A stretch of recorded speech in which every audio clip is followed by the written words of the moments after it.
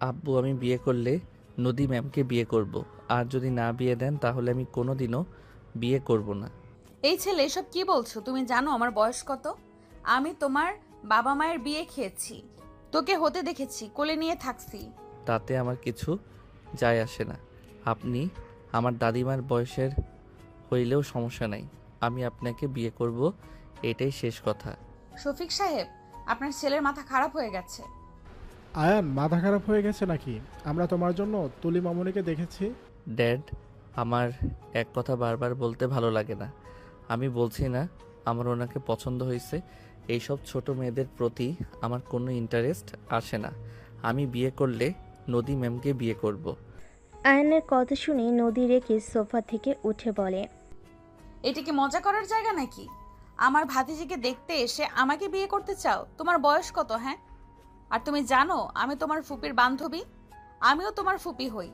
রক্তের কেউ না, সো আমি আপনাকে বিয়ে করব, এটাই ফাইনাল কথা।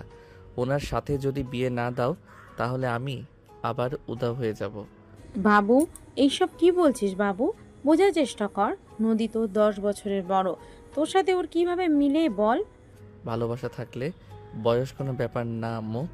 দেখো, তোমাদের কাছে দুইটা অপশন।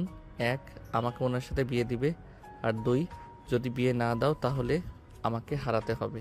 আয়নের কথাই আয়নের আম্মু বলে ওঠে, ওগো শুনছো?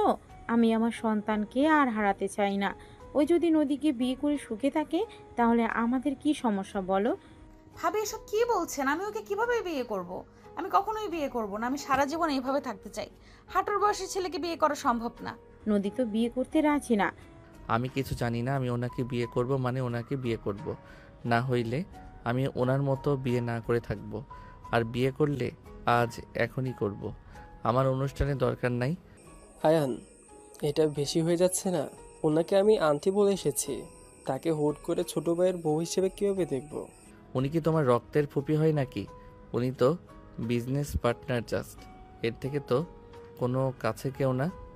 আর আমি তো ওনার উপরে ক্রাশকে বিয়ে নিয়ে আসতে বলছি। ভাইয়ার বিয়ের ভিতরে উনি লাল একটা শাড়ি পরে এসেছিল, আর যা লাগছিল না, আমার রাতে ঘুম হারাম করে দিয়েছে। নদী নিজের রাগ কন্ট্রোল করতে না পেরে সজোরে আয়নের গালে থাপ্পড় মেরে দিল। আয়নের আম্মু রেগে বলে ওঠে, নদী, তোমার সাহস কি করে হয় আমার ছেলেকে থাপ্পড় দেওয়ার? ভাবি, আপনি কি চোখে দেখছেন না আপনার ছেলে আমাকে নিয়ে কি বলছে? আপনি এত ছেলের কথায় ওঠেন আর বসেন কেন? ছেলে অন্যায় করলেও আপনার চোখে পড়ে না? চুপ করো। আমার ছেলে তোমাকে পছন্দ করেছে, এটাই তোমার জন্য সৌভাগ্য। So funny. আপনার ছেলেকে কে বিয়ে করবে? আমার ভাতিজাকে ছোট করে আমাকে বিয়ে করবে? ভাবলো কিভাবে? আম্মু, তুমি কি আমার ভালোবাসার মানুষকে বিয়ে করতে অনুমতি দিবে? যদি দাও বাকিটা আমি দেখে নিব। কি করবি? তুমি হ্যাঁ বললে আমি ওনাকে বিয়ে করব। আয়ান, একটু ভেবে দেখ বাপ, এইটা ঠিক হবে না। ওই তোর অনেক বড়। ধুর, এক কথা বারবার, যাও, বিয়ে করব না। আয়ন চলে যেতে নিলে তখন নদীর আব্বু বলে ওঠে, আয়ান, তুমি কি আমার মেয়েকে সত্যি ভালোবাসো? হ্যাঁ, আমি আপনার মেয়েকে ভালোবাসি, বাট আপনার মেয়ে আমাকে পছন্দ করছে না। আমি নিজেই তোমার সাথে ওর বিয়ে দিব। সত্যি আঙ্কেল? শফিক, তুমি কি বলো? আব্বু কি বলেন এইসব? আগ্রহ জায়গায় বিয়ে দেওয়া ভালো। অনেক করেছো আমাদের জন্য, এখন নিজের চিন্তা করো। আব্বু মাথা খারাপ হয়ে গেছে নাকি? হাঁটুর বয়সের ছেলেকে বিয়ে করব? আয়ন নদীর সামনে দাঁড়িয়ে হাইট মেপে বলে, আপনি তো আমার কাঁধেরও নিচে পড়ে আছে। আপনার হাঁটুর সমান কয়ে হইলাম। আয়নের কথা শুনে আয়নের আব্বু নদী বাদে সবাই হেসে দিল। নদী রেগে বলে ওঠে, ফাজলামি করো? মোটেও না আব্বু, আপনি অনুমতি দিলে বিয়ে করে ফেলবো। আয়ান, লিমিটের বাইরে যাও না। ওকে, বুঝেছি। আমি না থাকলে কারো কিছু যায় আসে না। ওকে, গুড বাই আম্মু, ভালো থেকো, আমাকে পারলে ক্ষমা করে দিও। আয়ন চলে যেতে নিলে আয়নের আম্মু আয়নের আব্বুকে বুঝাতে লাগলো। আয়নের আম্মু নদীকে বুঝাতে লাগলো। আয়নের আব্বু বলে ওঠে, নদী, আয়ানকে বিয়ে করে নাও। ওর ওকে সব সময় চাপে থাকবে, তাহলে ওই তোমার থেকে দূরে সরে যাবে। বিয়েটাই করো, পরে ডিভোর্স দিও। এসব কি বলছো? এটা কিভাবে হয়? নদীকে ওর আব্বু ব্ল্যাকমেল করলে নদী রাজি হয়ে যায়। এইদিকে আয়ন চলে গেলে গেটের বাইরে পা দিবে, তখন রাফি দৌড়ে এসে আয়নকে ধরে বলে, আয়ান, ভিতরে যা, সবাই রাজি হয়েছে। আমি কাজীকে ডেকে নিয়ে আসছি। সত্যি? হ্যাঁ। ওকে, বাট আমি কাজই নিয়ে যাব। আয়ন রাফির সাথে যেতে লাগলো। দুজন কাজীকে নিয়ে বাসায় চলে আসলো। আয়ন নদীর পাশে বসলো। দুজনে বিয়ে পড়িয়ে দিল। বিয়ে পড়ানো শেষ হলে কাজীকে মোটা অঙ্কের টাকা দিয়ে বিদায় করিয়ে দিল। আয়ন খুশি হয়ে নদীকে বলল, বউ, তোমার রাগী লুকটা জোস। তুমি এত সুন্দর কেন? যেই লুকে থাকো না কেন তোমাকে জোস লাগে। স্টুপিড ছেলে, তোর কপালে দুঃখ আছে। আমাকে বিয়ে করতে বাধ্য করছিস না, দেখ আমি তোর কি হাল করি। হাহা, ভাই বোনের সেম দিমাগ। মানে? না কিছু না। আব্বু আম্মু, আই লাভ ইউ। আমার কত বড় উপকার করছো, তোমাদের বলে বোঝাতে পারবো না। তুই খুশি তো আমরা খুশি। আম্মু আব্বু, বউকে বাসায় নিয়ে যাব না? না, এখানে থাকবি তুই। আর নদীকে এত ভালোবাসোস, নদী যেখানে যেখানে যাবে সেইখানে তোকেও যেতে হবে। ওকে, আমি রাজি। কতটা বেহায়া ছেলে। ওই, তোর আম্মু যে তোর ভালোর জন্য আমার সাথে বিয়ে দিল, যাতে তোকে হারাতে না হয়, আর তুই এমন বেইমান যে আম্মুকে রেখে বউয়ের সাথে থাকতে চাস। ছুটিতে আম্মুর কাছে যাব। আর এমনিতে আমার সাথে আম্মুর সাথে আমি বেশি সময় কাটাতে পারি না, অফিসে থাকি, তাই না আম্মু? আর আম্মুর সাথে সুযোগ হইলে ফোনে কথা বলবো, আগের মতো হবে। সো আপনাকে এত চিন্তা করা লাগবে না। স্টুপিড ছেলে। নদী রেখে চলে গেল। আয়ন নদীর পিছন পিছন যেতে লাগলো। আয়নের আব্বু আম্মু, রাফির বউ রাফি সবার থেকে বিদায় নিয়ে চলে গেল। নদীর রুমে গেলে আয়নও রুমে ঢুকে পড়ল। নদী বলে ওঠে, এই, আমার রুম থেকে বের হও। আয়ন নদীর হাত ধরে টান দিয়ে কাছে টেনে নিলে। নদী সরিয়ে দেওয়ার চেষ্টা করলে আয়ন নদীর ঠোঁট জোড়া নিজের দখলে নিয়ে নিল।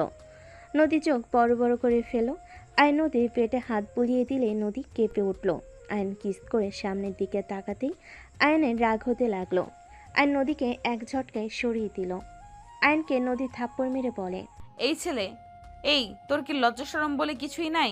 সিনিয়র মেয়ের সাথে এইসব করতে লজ্জা করে না? আয়ন মাথার চুল ঠিক করতে করতে নদীর দিকে তাকিয়ে বলে, বউয়ের কাছে লজ্জা কিসের? বউ মানে তো কাছে পাওয়া, আদর করা, ভালোবাসার জিনিস। বউকে দেখে লজ্জা পেলে বাবা কিভাবে হবে? নদী আয়নের কথা শুনে লজ্জা ঘৃণায় রাগে আয়নের মুখে সজয় ঘুষি মেরে বলে, স্টুপিড ছেলে একটা, লজ্জা শরমের মাথা খেয়ে বসে আছে। নদী কথাগুলো বলে ওয়াশরুমে চলে গেল। আয়ন মুখে হাত দিয়ে ঠোঁটের কোণা থেকে রক্ত মুছতে মুছতে হাসি দিয়ে মনে মনে ভাবতে লাগলো। যত ইচ্ছে মারো, আমি তো তোমাকে ছাড়বো না, মাই ডিয়ার ওয়াইফ। আয়ন দেওয়ালে টানানো ছবির দিকে তাকিয়ে মুচকি হাসি দিয়ে বলে ওঠে, কি লিও? আয়ন কথাটা বলে হাসতে লাগলো। নদী ওয়াশরুম থেকে বের হলে আয়ন নদীর দিকে তাকিয়ে থাকলে নদী অকট ফিল হতে লাগলো। নদী ড্রেসিং টেবিলের সামনে বসলে আয়ন আস্তে আস্তে নদীর গালের সাথে গাল মিলিয়ে বলল, আমাদের অনেক সুন্দর মানিয়েছে, তাই না? আউট। নদী আয়নকে ধাক্কা মেরে দিল। আয়ন নদীকে ঘুরিয়ে নিজের দিকে করে আয়ন নদীর মাথার পিছনে ধরে কিস করতে লাগলো। নদী সরানোর চেষ্টা করলে আয়ন নদীকে কোলে তুলে নিল। নদীকে আয়ন খাটের উপর ফেলে দিলে আয়ন ঝাঁপিয়ে পড়তে যাবে, তখন নদী আয়নের বুকে দু হাত দিয়ে ধরে থেকে বলে, ভুলে যাও না, স্ত্রীর অনুমতি ছাড়া তার সাথে শারীরিক সম্পর্ক করা উচিত না। আয়ন নদীর কথা শুনে মনে মনে কিছুক্ষণ ভেবে নদীর উপর থেকে উঠে বলে, স্ত্রীর বোঝা উচিত স্বামীকে এভাবে দূরে সরিয়ে দেওয়াও ঠিক না। স্বামীর মন ভাঙলে কি হয় জানেন তো? স্বামীর বিরুদ্ধে গিয়ে আমি জাহান্নামে যাব, তাও কাছে আসতে দিব না। ওকে যান, আপনার উপরে আমি মন খারাপ করব না। আপনি একদিন আমাকে ভালোবেসে কাছে টেনে নেবেন, সেদিনের অপেক্ষা থেকে গেলাম। বাট মাঝে মাঝে একটু জড়িয়ে ধরতে, কিস করতে দিলে হবে। কোনোটাই দিব না। ওকে বিয়ে করছে, কি হয়েছে? পরকিয়া করব, বউ কাছে যাইতে না দিলে? করো গা, না করছে কে? থাক গা, বউকে জোর করে ধরবো। ফালতু। নদী ফালতু বলে খাট থেকে উঠে ল্যাপটপ নিয়ে কাজ করতে লাগলো। আয়ান শার্ট খুলে পড়ল। একটু এসির পাওয়ার বাড়িয়ে দেন না, গরম লাগছে। ওইখানে রিমোট। আয়ন রিমোট নিয়ে বাড়িয়ে দিল। আয়ন পা ঝুলে বসে থাকতে লাগলো, পিছনের দিকে হাত দিয়ে। নদীর শীত লাগলে আয়নের দিকে তাকালো। আয়নের শরীর দেখে নদী চোখ সরিয়ে নিল। নদী ল্যাপটপে তাকিয়ে থেকে বলল, আয়ান, পাওয়ার কমাও, শীত লাগছে। আপনি চাইলে আমাকে জড়িয়ে ধরতে পারেন। স্টুপিড ছেলে মায়ের খেতে চাইলে পাওয়ার কমাও। জড়িয়ে ধরলে শীত লাগবে না, আমার অনেক গরম লাগছে। পাশের রুমে যাও। ঠেকা পড়ে নাই। তুমি তো আসলে। নদী পুরো কথা শেষ না করে রেগে উঠে আয়নের কাছ থেকে রিমোট নিতে যাবে। আয়ন রিমোট সরিয়ে ফেলল। নদী রিমোট ধরতে নেওয়ার চেষ্টা করতে লাগলো। আয়ন এক হাত থেকে অন্য হাতে নিতে লাগলো। নদী বলে ওঠে, রিমোট দাও আয়ান, ফাজলামি করো না। দিব না। শীত লাগলে আমাকে জড়িয়ে ধরতে পারেন, আমি কিছু মনে করব না। আমি আপনার মতো না। আমার মতো না মানে? জড়িয়ে ধরলে চিল্লাইয়া উঠেন। আমি অনেক মানবতা, কেউ জড়িয়ে ধরলে কিস করলে কিছু বলি না, দরকার হইলে তাকে আরো ব্যাক করে দেই। আয়নের কথা শুনে নদী রেগে বলে, কতজনকে জড়িয়ে ধরছো, কিস করছো? হাজার মাইয়াকে কিস করছি। স্টুপিড ছেলের জন্য এই অবস্থা। ভালো ছেলে হইলে এমন কাজ করতে না, বুঝলে? স্টুপিড বউ। নদী বিরক্ত হয়ে চলে গেল। নদী অনেকক্ষণ পর কাশতে লাগলো, নাক দিয়ে পানি পড়তে লাগলো। আয়ন পার কমিয়ে দিল। আয়ন বারান্দায় চলে গেল। নদী মিটিমিটি হাসতে লাগলো আর ভাবতে লাগলো, আমার থেকে বেশি চালাক তাই না? বোকা ছেলে বুঝতেই পারলো না, গ্লাস থেকে পানি নিয়ে নাকে দিয়েছি। নদী হাসতে লাগলো। এদিকে আয়ন বাইরে ভালোভাবে পর্যবেক্ষণ করতে লাগলো। আয়ন গেটের দিকে তাকাতেই চোখের কোণায় পানি গড়িয়ে পড়ল। আয়ন চোখ মুছে নিল। আয়ন রাগে ঘুরিয়ে দেওয়ালে সজোরে ঘুষি মারল। ঘুষির শব্দে নদী চমকে উঠল। নদী বসা থেকে উঠে বারান্দায় আসলে দেখে আয়নের হাত লাল হয়ে আছে। নদী আয়নকে বলে ওঠে, কি ব্যাপার, কিসের শব্দ হইল? কই? তোমার হাতের আঙ্গুলগুলো লাল হয়ে আছে কেন? বের হব। আয়ন কথাটা বলে সাইড কেটে রুমে গিয়ে শার্ট পরে নিল। আয়ন নদীকে কিছু বলতে না দিয়ে চলে গেল। নিচে নামতে যাবে তখনই নদীর ভাতিজির সাথী আয়নের হাত ধরে পড়ল। আপনাকে আমি চিনতে পারছি না মিস্টার আরুষ। সাথীর কথা শুনে আয়ন চমকে গেল। আয়ন সাথীর দিকে তাকাতেই সাথী বলে, সব প্রশ্ন এলোমেলো হয়ে যাচ্ছে। আমাকে বিয়ে করলেও তো এই বাড়ির মেয়ের জামাই হতে, আমাকে বাদ দিয়ে ফুপির মেয়েকে কেন বিয়ে করলে? সব জেনেও সবার সামনে আমার পরিচয় কেন দিলে না? তোমাদের সাথে অনেক অন্যায় হয়েছে। ফুপি কিন্তু এইসব বিষয়ে কিছু জানে না। তুমি আমার ফুপিকে ধোকা দিও না। ফুপি রাগী হতে পারে, কিন্তু মনের দিক দিয়ে উনি অনেক ভালো। তাকে এই বাড়িতে কাজ ফুপি দিয়েছিল। আরুষ, ফুপি লাইফে একবার ধোকা খেয়েছিল, আজও তাকে ভালোবাসে। সে 4 বাচ্চার বাবা হয়ে গেছে, তাও ফুপি তাকে ভুলতে পারে নাই। ও আচ্ছা। আমি জানি তুমি প্রতিশোধ নেওয়ার জন্যই এখানে এসেছো, তাই না? আরুষ ভাইয়া, প্লিজ আমার ফুপির কোনো ক্ষতি করো না। আমি তোমার ফুপা হই ভাইয়া, আবার কি জিনিস? আর আমি কার কি করব সেটা আমার একান্ত ব্যক্তিগত ব্যাপার। আর তুমি যদি কাউকে কিছু বলো, আমার আসল নাম কাউকে বলো, আমি তোমাকে বাঁচতে দিব না। আমাকে খুন করবে নাকি? দরকার হইলে তাই করব, হাত ছাড়ো। আয়ন এক ঝটকায় সরিয়ে দিয়ে আয়ন চলে গেল। সাথী আয়নের চলে যাওয়ার দিকে তাকিয়ে থেকে দেখতে লাগলো। আয়ন বাসা থেকে বের হইলে গেটের সজোরে একটা লাথি মারল। আয়ন রিকশায় উঠে চলে গেল। আয়ন মাঝ রাস্তায় নেমে বস্তিতে চলে গেল। তৃতীয় লিঙ্গেদের কাছে চলে গেল। আয়নকে দেখে সবাই অবাক হয়ে তাকিয়ে থাকলো। আয়নকে সবাই ঘিরে ধরলো। আয়ন সবার সাথে কথা বলতে বলতে চলে গেল। আয়ন একটা রুমে ঢুকতেই একজন আয়নের মাথায় হাত বুলিয়ে বলে, কত বছর পর আসলি বাবা, কেমন আছিস? আয়ন তৃতীয় লিঙ্গ ওই মহিলার দিকে ঘুরে জড়িয়ে ধরে কান্না করে দিল। কান্না করতে করতে বলে, খালা, সে আমাকে ছেড়ে কেন চলে গেল? আমার যে তাকে বড্ড মনে পড়ে। আমি যে তাকে ছাড়া কতটা অসহায়। সে কেন আমার ভালোটা চেয়ে আমাকে একা করে চলে গেল? আমি যে তাকে বড্ড ভালোবাসি, তার কথা আমার খুব মনে পড়ে খালা। আয়নের কথাগুলো শুনে কান্না করা দেখে তৃতীয় লিঙ্গের মহিলাটা চোখের পানি মুছতে লাগলো আর আয়নের মাথায় হাত বুলিয়ে দিতে দিতে বলে, বাবা কান্না করিস না, তুই কান্না করলে যে ওই অনেক কষ্ট পাবে। তুই তার জন্য দোয়া করিস, সেই যেন ওপারে ভালো থাকে। আমি তো দোয়া করি, কিন্তু আমার মন যে মানে না। আমার মনে হয় সেই আমার খুব কাছে কোথাও আছে। সেই আমাকে দেখছে কিন্তু আমার সামনে আসে না। আয়নের মাথায় হাত বুলিয়ে দিতে দিতে বলে, ওর দোয়া তোর উপর সব সময় আসে বাবা, কান্না করিস না। তুই বসেক, আমি তোর পছন্দের খাবার নিয়ে আসছি। খালা, আমি ওই বাড়িতে ঢুকেছি, আমি ওই বাড়ির মেয়ের জামাই হয়েছি খালা। আয়নের কথা শুনে তৃতীয় লিঙ্গ মহিলা রূপালী বলে ওঠে, এইসব কি বলিস? ওরা যদি জানে তোকে মেরে ফেলবে বাবা। তুই ওই বাড়ির কাকে বিয়ে করেছিস? ওই তুলিকে? না, আমি যাকে বিয়ে করেছি সেই ওই বাড়ির মেন পার্সন। ওনার কথাই সবাই উঠে আর বসে। আয়নের কথা শুনে রূপালী বলে, বাবা ওইখানে থাকা তোর জন্য ঠিক না। ওরা তোর ক্ষতি করতে পারে। তোর কিছু হইলে ওই যে অনেক কষ্ট পাবে। আমার কিছু হবে না, আমার হাতে অনেক পাওয়ার। তুমি হয়তো ভুলে যাচ্ছ আমার বাবা একজন বড় বিজনেসম্যান। আমার হাতে যে পাওয়ার আছে ওরা আমার কিছু করতে পারবে না। আর যাকে বিয়ে করেছি তাকে শুধু আমার প্রতি দুর্বল করতে হবে। আয়নের কথা শুনে রূপালী বলে, বাবা তুই প্রতিশোধ তোকে নিতেই হবে।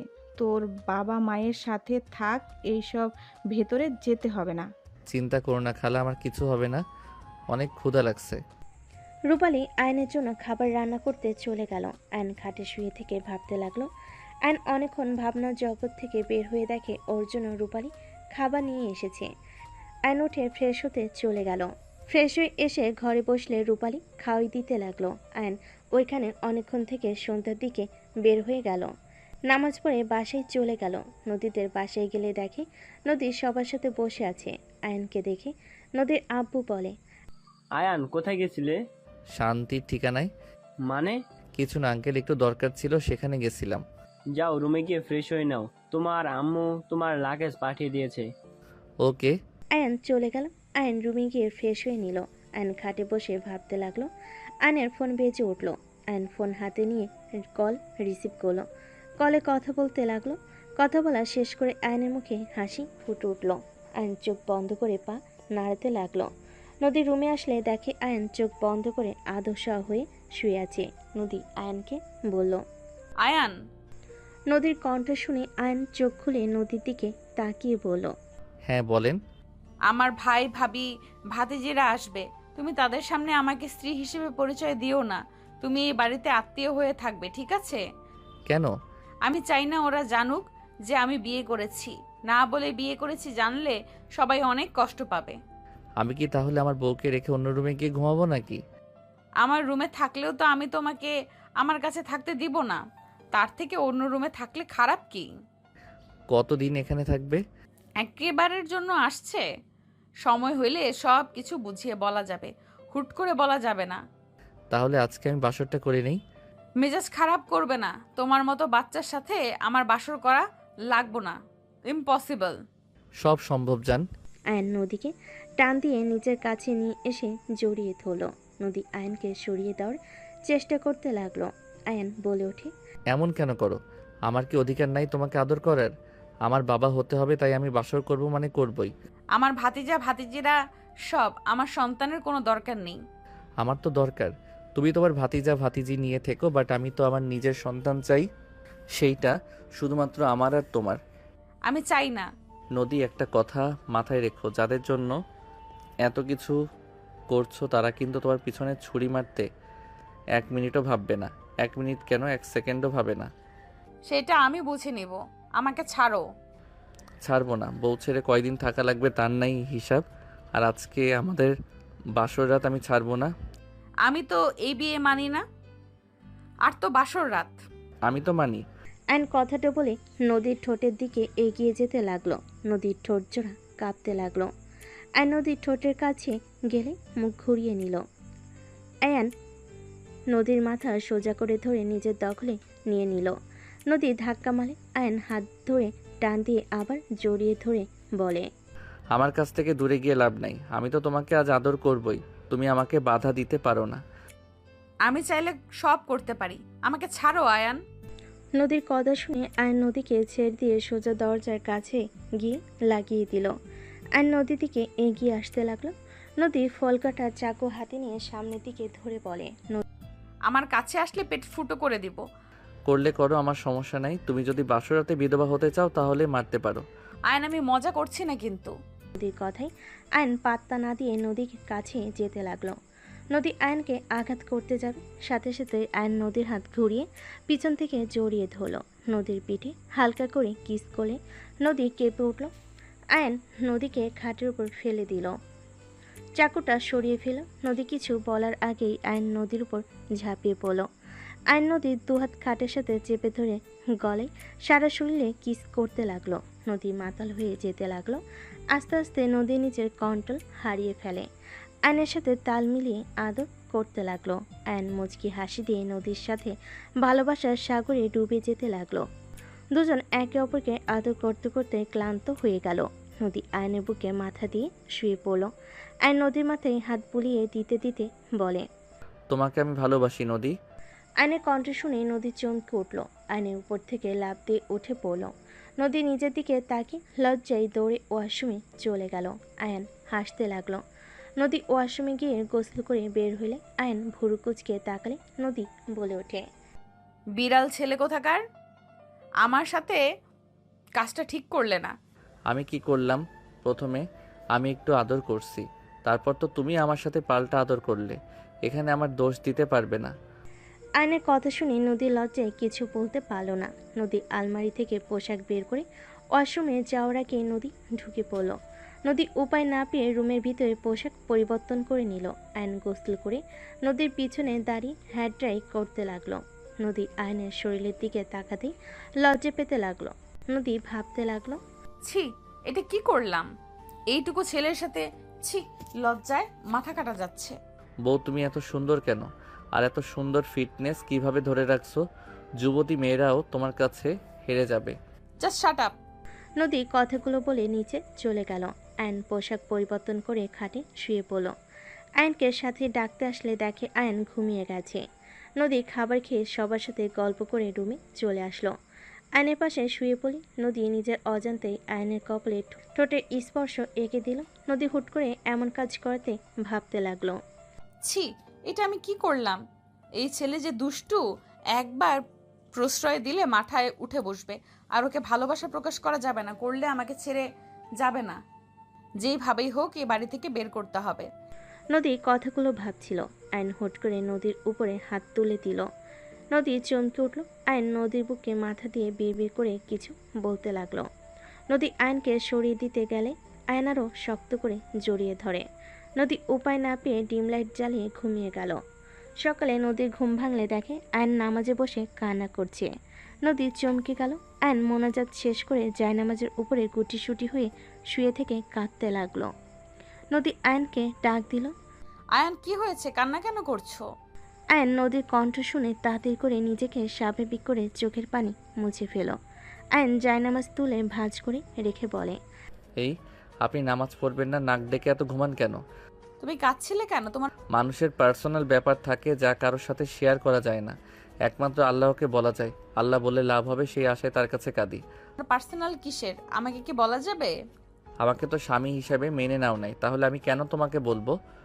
ভালো, লাগেজ নিয়ে পাশের রুমে যাও। ওকে। আয়ন লাগেজ নিয়ে পাশের রুমে চলে গেল। নদী উঠে ফ্রেশ হয়ে নিল। ফ্রেশ হয়ে অজু করে নামাজে দাঁড়িয়ে গেল। নামাজ পড়া শেষ করে রুম থেকে বের হলো। নদী সোজা বাসা থেকে বের হয়ে হাঁটতে গেল। আয়ন রুমে শুয়ে থেকে ফোন চালাতে লাগলো। আয়ন মনে মনে ভাবতে লাগলো, আমায় কি চিনবে সেই মনে হয় না, বাট সাথী মেয়েটা কিভাবে চিনলো? আমার চেহারা তো অনেক পরিবর্তন হয়ে গেছে। যাই হোক, চিনলে চিনবে, তাতে সমস্যা কি? আমার তো শুধু নদীকে আমার বশে করতে হবে। আয়ন কথাগুলো ভাবতে লাগলো। 10টার দিকে আয়নকে নদী দিয়ে ডাক দিয়ে বলল, ওই নিচে যাও নাই কেন? খাবার খাবে না নাকি? বউ, কোনো খোঁজ খবর না নিলে সেখানে কিভাবে খাবো? সাথীনা ডাকতে এসেছিল, যাও না কেন? বউ ছাড়া খাইতে মন চাই নাই তাই। নিচে চলো, ভাইয়া ভাবি সবাই এসেছে। ওয়েট। আয়ন ফোনটা পকেটে নিয়ে রুম থেকে বের হয়ে নদীর সাথে যেতে লাগলো। আয়ন নিচে সিঁড়ি বেয়ে নামতে লাগলো। দুজন নিচে নামতে আয়ন বলে ওঠে, আসসালামু আলাইকুম স্যার। আয়নের কণ্ঠ শুনে সবে পিছনে ঘুরে তাকালে নদীর বড় ভাই তুলির আব্বু বলে ওঠে, ওয়ালাইকুম আসসালাম, কে তুমি? নদী ম্যামের বডিগার্ড। আয়নের কথা শুনে সবে অবাক হয়ে গেল। আয়নের দিকে তাকিয়ে তুলির আব্বু বলে ওঠে, বডিগার্ড হয়ে উপরে কি করো? ভাইয়া ওই মজা করছে। ওই রায়হান চৌধুরীর ছেলে আয়ান চৌধুরী আমাদের এখানে ঘুরতে এসেছে, আর এখানে কাজ আছে। নদীর কথা শুনে নদী তুলির আব্বু হাসতে লাগলো আর আয়নকে বলে ওঠে, তুমি তো অনেক মজার মানুষ, বসো বাবা। আয়ন সোফায় বসলে পাশে একটা ছোট্ট মেয়ে আয়নের কাছে আসলে আয়ন আদর করতে গেলে তুলির আব্বু বলে, এই হিজড়িটাকে দূরে সরা। তুলি, তোকে কতবার বলেছি তোর মেয়েকে দূরে রাখতে? আয়ন বাবা, কিছু মনে করো না। ভাইজান কতবার আয়শাকে নিয়ে এই রকম কথা বলতে না করেছি না? আয়েশা আমার কাছে আসো আপুমনি। আয়ান আয়েশাকে কোলে নিয়ে বলে। তোমার নাম আয়েশা? বাচ্চাটা মাথা নেড়ে হ্যাচু চোখ দেয়। আয়ান আয়েশার গালে চুমু দিলে সবাই অবাক হয়ে যায়। নদীর বেশ ভালো লাগলো। নদীর এক ভাতিজি সোনালি বলে ওঠে, আয়ন সাহেব, মাইশাকে ছেড়ে দিন। আপনার ঘৃণা হচ্ছে না? ঘৃণা কেন হবে? ওই কি মানুষ না নাকি? আপনার মুখ দেখে আমার বমি আসছে। আয়নের কথা শুনে সোনালির রাগ হইতে লাগলো। আয়ন আয়েশার সাথে দুষ্টামি করতে লাগলো। তুলি আয়নের দিকে অপলক দৃষ্টিতে তাকিয়ে থাকতে লাগলো। তুলির চোখের কোণায় পানি চলে আসলো। আয়েশা বলে ওঠে, আঙ্কেল, সবাই তো আমাকে ঘৃণা করে, আমাকে দেখতে পারে না। আপনি আমাকে আদর করছেন কেন? আমাকে দেখে কি আপনার ঘৃণা হচ্ছে না? আয়েশার কথা শুনে আয়নের বুকের ভিতর গিয়ে লাগলো। আয়ন আয়েশার কপালে চুমু দিয়ে বলে, দূর পাগলি, মেয়ে ঘৃণা কেন হবে? আর তুমি আমাকে ভাইয়া বলো, তুমি আমার ছোট আপুমনি, ঠিক আছে? আরে আয়ান বাবা, কি বলো? ওই আমার মেয়ের মেয়ে, তোমার ভাতিজা হবে। আপনাকে দেখে তো আমার ভাই মনে হয়, আঙ্কেল মনে হয় না। নদী আয়নকে নিয়ে খেয়ে নে, অনেক বেলা হয়ে গেছে। আয়ান চলো। বাবু তুমি খাইছো? আয়েশা মাথা নেড়ে না ইশারা করলে আয়ন কোলে নিয়ে যায়। আয়ন নদী দুজনেই বসলে। খাবার দিলে আয়ন আয়েশাকে খাওয়াই দিতে লাগলো আর নিজে খেতে লাগলো। নদী আয়েশার দিকে মুগ্ধ নয়নে তাকিয়ে দেখতে লাগলো। নদী মনে মনে ভাবতে লাগলো, মাশাল্লাহ, সব মানুষদের মতো ওর মনটা অত্যন্ত ছোট লোকদের মতো না। নদী কথাগুলো ভাবতে লাগলো আর আয়নের আয়েশার দিকে তাকিয়ে থাকলো। তুলি খুশিতে চোখের পানি চলে আসলো। নদী নদীর আব্বু বলতে লাগলো, সেটার মাথায় সমস্যা আছে নাকি? এইসব আবল তাবল কি বলে গেল? সাবধানে কথা বল।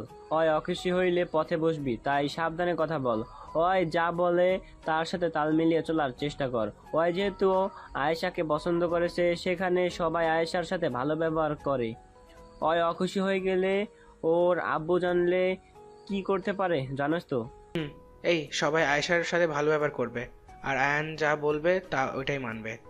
সবাই হ্যাঁ সূচক উত্তর দিল। সাথী মনে মনে ভাবতে লাগলো, তুলি আপু, আজ চোখের পানি ফেলছো? একদিন আয়ানও কেঁদেছে। তোমরা যা করেছো আস্তে আস্তে সব কিছু ভোগ করবে। জানি না তুমি ওকে চিনতে পারছো কি না।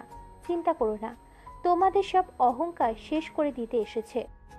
ও যে কি করতে পারে তা গতকাল দেখেছি। ও যা চাই সেটাই করে। সাথী কথাগুলো ভেবে মনে মনে হাসতে লাগলো। আয়শা বলে ওঠে, ভাইয়া আর খাবো না, আমার পেট ফেটে যাবে তো। আয়ান আয়েশার কথা শুনে হেসে বলে, ওকে আর খেতে হবে না। আয়ান আয়েশাকে পানি খাওয়াই দিল। আয়েশা চলে গেল। আয়ান খেতে লাগলো। আয়ান নদীর দিকে তাকাতে দেখে নদী ওর দিকে আর চোখে তাকিয়ে আছে। আয়ান চোখ টিপ মারলে নদী তাড়াতাড়ি করে চোখ সরিয়ে নিল। আয়নের মাথায় দুষ্টু বুদ্ধি আসলে আয়ন আস্তে আস্তে পা দিয়ে নদীর পায়ে সুরসুরি দিতে লাগলো। নদী রাগী লুক নিয়ে তাকালে আয়ন ফ্লাইং কিস দিয়ে দিল। কাজের লোকেরা সব মিটিমিটি হাসতে লাগলো। নদীর সবার দিকে তাকাতে সবার হাসি থামিয়ে দিয়ে অন্যদিকে তাকিয়ে থাকলো। আয়ান খাওয়া শেষ করে বলল, অফিসে সেকেন্ড মিটিং কাজ কি শুরু করছেন? ওইটা রাফির কাছে, ওইসব করবে বলছে। ও আচ্ছা, আপনার তাহলে তো কোনো কাজ নাই। ফ্যামিলিকে সময় দিব। আয়ান নদীর কথা শুনে আস্তে আস্তে বলে ওঠে, জামাইকে সময় দিবেন না? নদী রাগী লুক নিয়ে তাকিয়ে দাঁতে দাঁত চেপে বলে, না। না দিলে আর কি করার? যাই দেখি কোনো গার্লফ্রেন্ড পটাতে পারি কিনা। আয়ন কথাগুলো বলে বের হয়ে গেল। নদী খাওয়া শেষ করে সবার সাথে বসে গল্প করতে লাগলো। রাতে আয়ান বাসায় আসলে সাথী বলে, আঙ্কেল, ছাদে চলেন। সবাই ছাদে আড্ডা দিচ্ছে। গুড, আঙ্কেল বলে ডাকবে। তুমি যাও, ফ্রেশ হয়ে আসছি। আয়েশা কিন্তু তুলির মেয়ে। বুঝেছিলাম। পাপ বাপকে ছাড়ে না। বেশি কথা বলো না, যাও। সাথী চলে গেল। আয়ন রুমে চলে গেল। আয়ন রুমে গিয়ে ফ্রেশ হয়ে নিল। পোশাক পরিবর্তন করে আয়ন ছাদে চলে গেল। আয়েশা আয়নকে দেখে দৌড়ে এসে জড়িয়ে ধরল। আয়নকে দেখে নদীর আব্বু বলে ওঠে, আয়ান বসো। আয়ন নদীর পাশে বসলো। সোনালি আয়নের পাশে বসলো। আয়ন নদীর দিকে ঘেঁষে বসলো। আয়েশা আয়নের কোলে এসে বসলো। নদী তুলির দিকে তাকিয়ে বলে, তুলি ডাক্তারের সাথে কথা বলছিলি কি? অপারেশনের কথা বলেছে। অপারেশন করলে ঠিক হয়ে যেতে পারে। তাহলে যত তাড়াতাড়ি পারস অপারেশন করে নে, যত টাকা লাগে আমি পাঠিয়ে দিব। জামাই কি এখনো রেগে আছে নাকি? তুই আয়েশাকে দেখতে পারে না, এখন আগের থেকে বেশি বাড়ছে। তোর জামাইকে আমি বুঝি না, নিজের সন্তানের জন্য এমন ব্যবহার কেন করে? শিক্ষিত না ছাই যত সব। ভাইজানকে আগেই বলেছি টাকা দেখে বিয়ে দিও না, মানুষের বাচ্চার সাথে দাও। আমার কথা তো কানে নেওয়ার প্রয়োজনই মনে করে না। রেগে যাওয়া স্বাভাবিক, ওসব বাদ দে। আয়ান আয়েশার দিকে তাকিয়ে দেখে আয়েশা আয়নের বুকে মুখ লুকিয়ে কান্না করছে। আয়ন আয়েশাকে তুলে বলে। আপু কান্না করে না, একটা গল্প শুনবে? আয়েশা বলে, ভাইয়া আমি কি অনেক পচা? না, তুমি পচা না। পচা হইলে এই সমাজের কিছু নোংরা মন মানসিকতার মানুষগুলো পচা। তোমাকে একবার গল্প বলি, তাহলে বুঝবে তোমরা পচা না। আমাদের মতো সুস্থ নোংরা মানুষের জন্য তোমাদের কতটা কষ্ট পেতে হয়। তুমি কি শুনবে? আয়েশা মাথা নেড়ে হ্যাঁ সূচক উত্তর দিল। আয়ন আয়েশার মাথায় হাত বুলিয়ে দিতে দিতে বলতে শুরু করলো ফ্ল্যাশব্যাক। মা, তুই প্রতিদিন এভাবে সবার কাছে হাত পেতে টাকা নাও কেন? সবাই কত গালাগালি করে, আমার একদম ভালো লাগে না। তুমি আর এইসব কাজ করবে না। আমি পড়াশোনা করে বড় হয়ে একটা চাকরি নিব। চাকরি নিয়ে আমি আর তোমাকে এসব করতে দিব না। আয়নের মা কপালে চুমু দিয়ে বুকের সাথে জড়িয়ে ধরে বলে, আচ্ছা বাবা, তুমি বড় হও পড়াশুনো করে, যখন চাকরি পাবে তখন আর আমি এমন কাজ করব না। তুমি তো এখন ছোট, আমি যদি টাকা না নিয়ে আসি আমার বাবাকে কিভাবে খাওয়াবো বলো?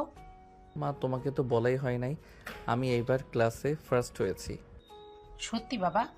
হ্যাঁ। আয়নের মা আয়নকে চুমু দিয়ে বলে, যাও, আজকে আমি তোমাকে নুডলস রান্না করে খাওয়াবো। সত্যি আম্মু? হ্যাঁ, আমি এখন আসি বাবা, তুমি কিন্তু পড়তে বসো। আচ্ছা আম্মু। আয়নের মা চলে গেল। আয়ন খেলতে চলে গেল। সন্ধ্যার দিকে এসে আয়ন হাত মুখ ধুয়ে পড়তে বসলো। 8টার দিকে পড়া শেষ হলে আয়নের মা রূপালী আসলো। আয়নের মা বলে, বাবা এই নে, তোর জন্য কিনে নিয়ে এসেছি। বাবা তুই নাকি ক্লাস ফার্স্ট হয়েছিস, খালাকে তো একবার বললি না? খালা তুমি তো ছিলে না। তোর পুরস্কার? আয়নের হাতে শার্ট দিলে আয়ন খুশিতে জড়িয়ে ধরল। রূপালী আয়নকে আদর করতে নিল। আয়নের মা নুডলস খাওয়াই দিতে লাগলো। খাওয়া শেষ হলে আয়নের মা হাত মুখ ধুয়ে রূপালীর সাথে গিয়ে রান্না করতে বসলো। আয়নোর মায়ের পিছন পিছন ঘুরঘুর করতে লাগলো। 5 দিন পর আয়ন হাই স্কুল থেকে বের হয়ে রাস্তা দিয়ে হাঁটছিল। হঠাৎ করে দেখে ওর মা খালারা সবাই মিলে জ্যামের ভিতর টাকা তুলছে। আয়ন দাঁড়িয়ে থেকে দেখতে লাগলো। হঠাৎ করে দেখে একজন ওর মায়ের গায়ে হাত তুলো। আয়নের রাগ হতে লাগলো। আয়ন রেগে যেতে নিবে, তখন পিছন থেকে একজন হাত ধরে বলে, আরুষ যাস না, খালা তোকে দেখলে অনেক কষ্ট পাবে। মাকে ওই লোকটা মারলো। চল। রাকিব আয়নের হাত ধরে নিয়ে যেতে লাগলো। আয়ন হিজড়া পল্লীতে চলে গেল। আয়ন সোজা রুমে গিয়ে মন খারাপ করে বসে থাকলো। আয়নের মা আসলে আয়নকে দেখে বলে, আব্বুটার কি হয়েছে, মন খারাপ নাকি? আয়নকে ধরতে যাবে, আয়ন এক ঝটকায় হাত সরিয়ে দিল। আয়নের এমন ব্যবহারে আয়নের মা কষ্ট পেয়ে বলে, বাবা এমন কেন করছিস, কি হয়েছে আমাকে বল। আয়ন ওর মাকে কিছু না বলে উঠে চলে গেল। ফ্রেশ হয়ে পড়তে বসলো। মা বারবার আয়নের সাথে কথা বলার চেষ্টা করতে লাগলো। আয়ন চুপ করে পড়তে লাগলো। রূপালী সবাই আয়নের সাথে কথা বলতে আসলে আয়ন কারোর সাথে কথা বলো না।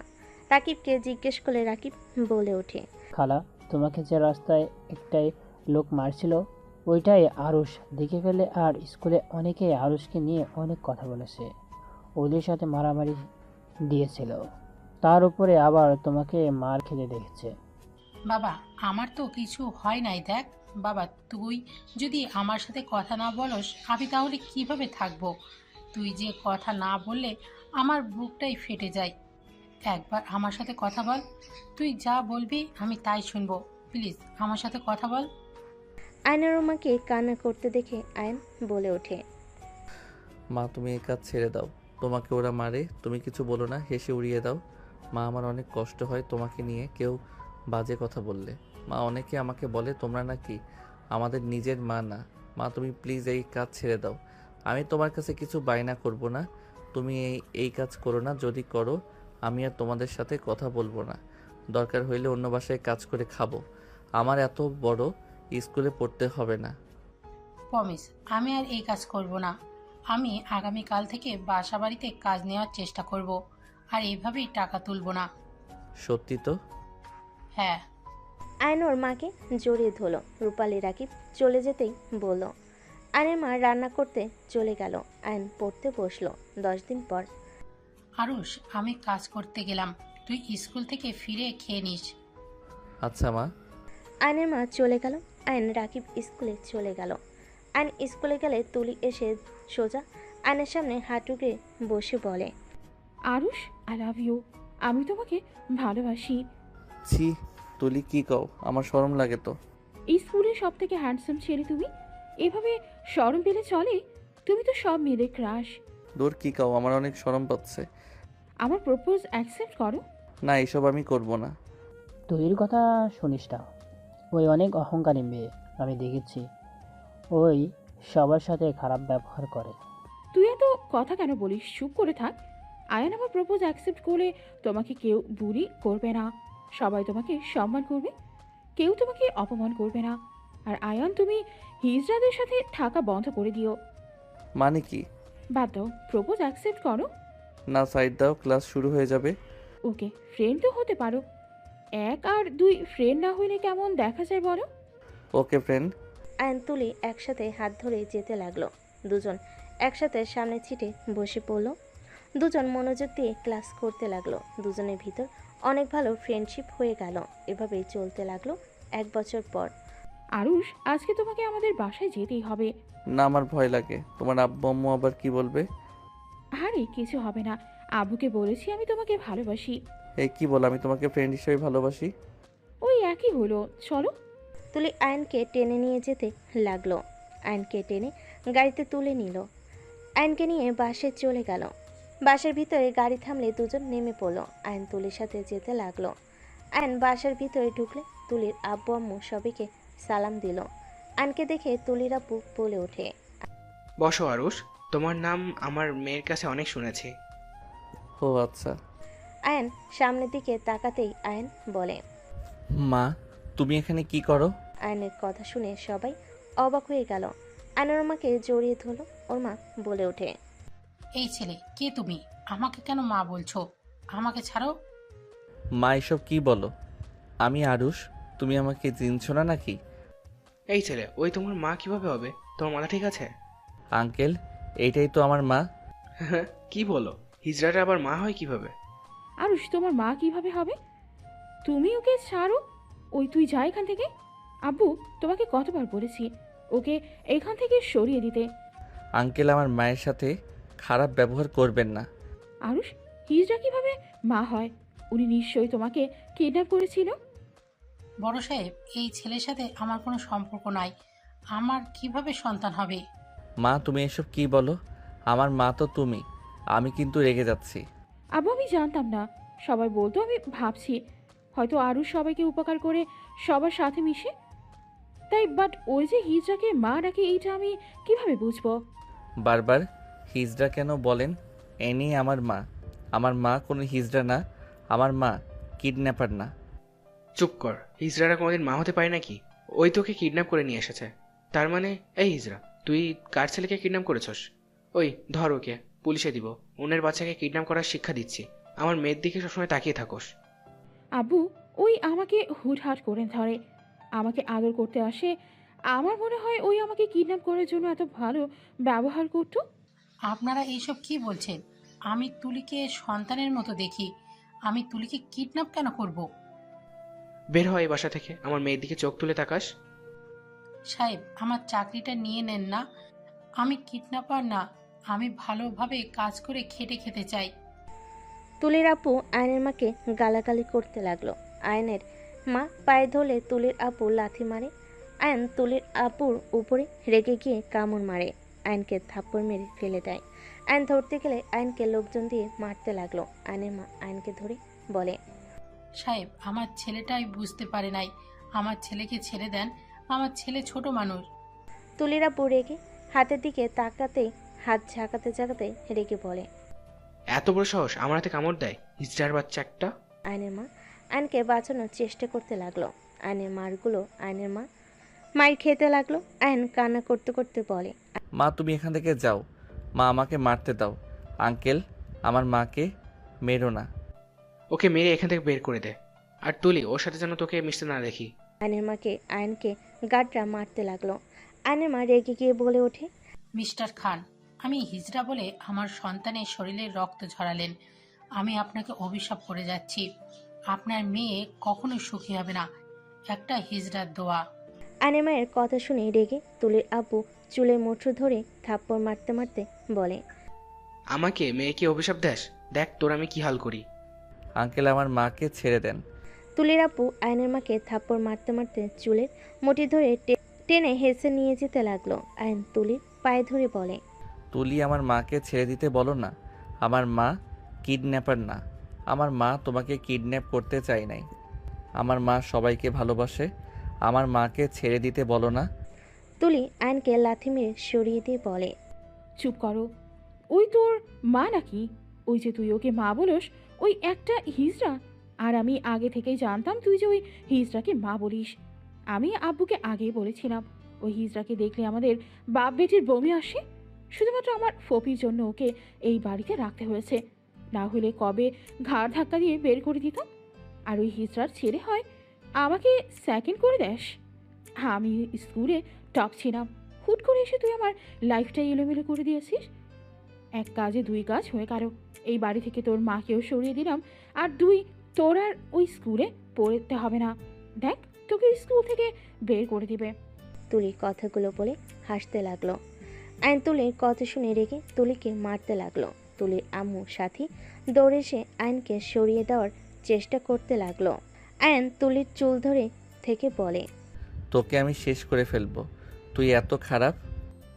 আরুষ ছাড়ো। বডিগার্ডকে ডাক দিলে আয়নকে চুলের মুঠি ধরে মারতে মারতে নিয়ে যেতে লাগলো। আয়নকে ধাক্কা দিয়ে ওর মায়ের উপর ফেলে দিল। দুজনকে টেনে গেট দিয়ে বের করে দিল। আয়ন গেটে লাথি মেরে বলে উঠল, খান সাহেব, আমি একদিন তোকে তোর মেয়েকে এই বাড়িতে থেকে বের করে দিব। একদিন আমি অনেক বড় হব, সেদিন আমি তোকে ঘাড় ধাক্কা দিয়ে বের করে দিব। তোর অহংকার আমি ভেঙে ফেলবো। আমার মায়ের শরীরের রক্ত ঝরিয়েছিস না, আমি তোর রক্ত ঝরাবো। আয়নের কথা শুনে সবাই হাসতে লাগলো। তুলির আব্বু বলে ওঠে, তুই বড় হতো দূর, তোকে কেউ কোনোদিন চাকরিও দিবে না। যেই জানবে তুই হিজড়ার ছেলে, তোকে আর কখনো কোনো স্কুলে ভর্তি করবে না, তোর সাথে কেউ মিশবে না। যতদিন হিজড়া তোর সাথে থাকবে ততদিন তুই কিছুই করতে পারবি না।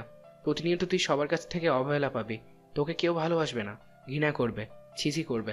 চাকরি তো দূর, তুই কোনোদিন মানুষের পাশে দাঁড়াতে পারবি না, তোর মায়ের পরিচয় ছাড়া যদি তুই কিছু করতে পারস। তুলির আব্বুর কথা শুনে আয়ন বলে ওঠে, আমার মাকে নিয়ে আমি তোকে দেখিয়ে দিব। আমার মা হিজড়া হইলেও তোদের মতো নোংরা মানসিকতার মানুষ না। আমার মা হিজড়া হইলেও আমার মা সবার থেকে বেস্ট। আমার মায়ের মতো কেউ হয় না। আমার মা ভালোবাসতে জানে, মানুষকে সম্মান করতে জানে। আরুষ, এখান থেকে চল। আরুষ, চল। আয়নের আর কিছু বলতে না দিয়ে আয়নকে টেনে নিয়ে যেতে লাগলো। আয়নের মাকে জড়িয়ে ধরে কান্না করতে লাগলো। আয়নের মা আয়নকে নিয়ে সোজা হিজড়া পল্লীতে চলে গেল। আয়নের মাকে আর আয়নকে রক্তাক্ত অবস্থায় দেখে সবাই দৌড়ে কাছে আসলো। আয়নের মাকে সবাই ধরে বলতে লাগলো, আফা, তোমার কি হয়েছে? বাবা তোদেরকে মেরেছে? আয়নের মা কাউকে কিছু না বলে সোজা রুমে চলে গেল। আয়ন দৌড়ে দরজা ধাক্কাতে লাগলো আর বলতে লাগলো, মা দরজা খুলো। মা, আমি জানি তুমি আমাকে কিডন্যাপ করো নাই, তুমি আমার মা। আমি তোমার পেটে হয়েছি। মা, দরজা খুলো মা। আয়ন চিৎকার করে কান্না করতে লাগলো আর ডাকতে লাগলো। বাকি হিজড়ারাও ডাকতে লাগলো। অনেকক্ষণ ধাক্কাধাক্কি করে দরজা যখন খুলে যায়, ভিতরে ঢুকতে দেখতে পাই আয়নের মা ফ্যানের সাথে ঝুলছে। সবাই চিৎকার দিয়ে কান্না করতে লাগলো। আয়ন ওইখানেই থমকে গেল। আয়ন পাথরের মতো উপরের দিকে তাকিয়ে থাকতে লাগলো।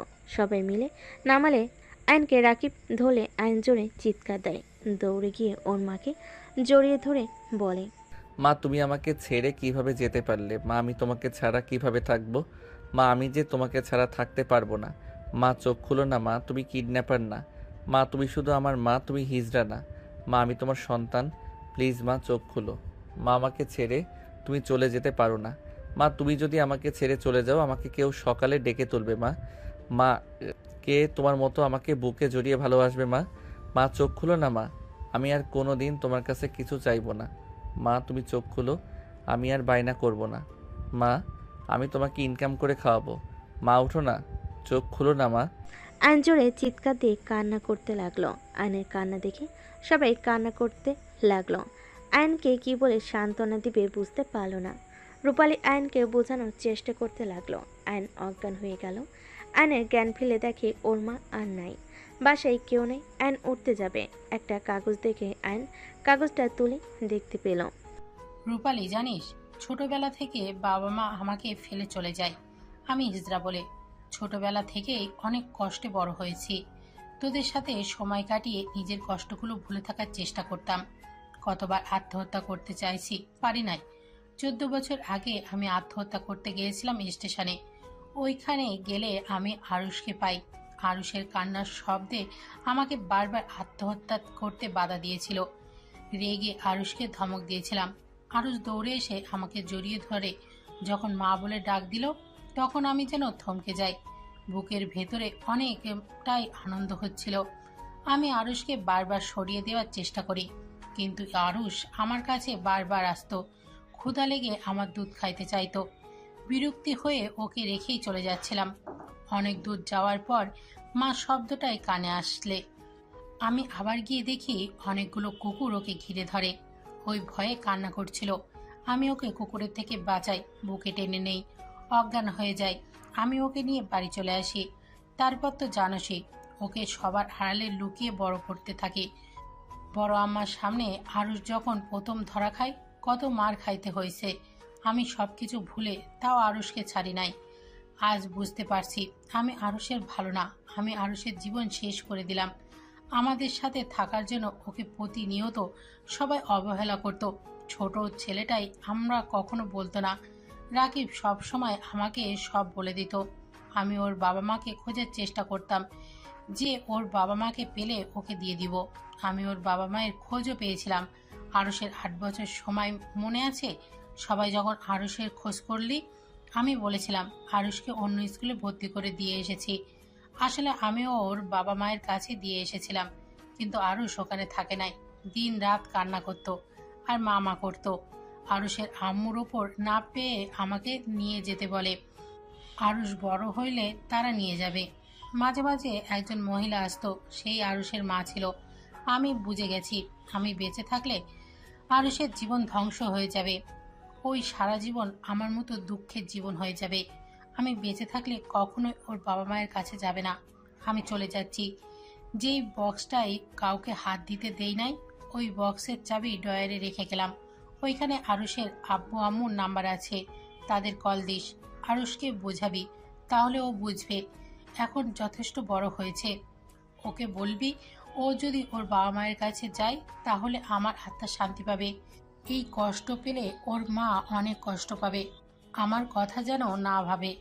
ইতি আরুষের মা। আয়নের চোখে পানি গড়িয়ে পড়তে লাগলো আর নিজের চোখের পানি মুছে ফেলতে ফেলতে বলে, এই গল্পে কি বুঝলে শুনো। এই সব মানুষজনের জন্য সুন্দর সংসারটা ধ্বংস হয়ে যাইতে 1 সেকেন্ডও সময় লাগে না।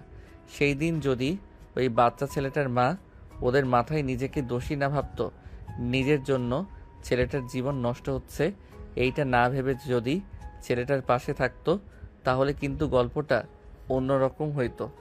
তাই বলি কি, কারো কথায় কান দিবে না, নিজের ভালো থাকাটাই বড় কথা।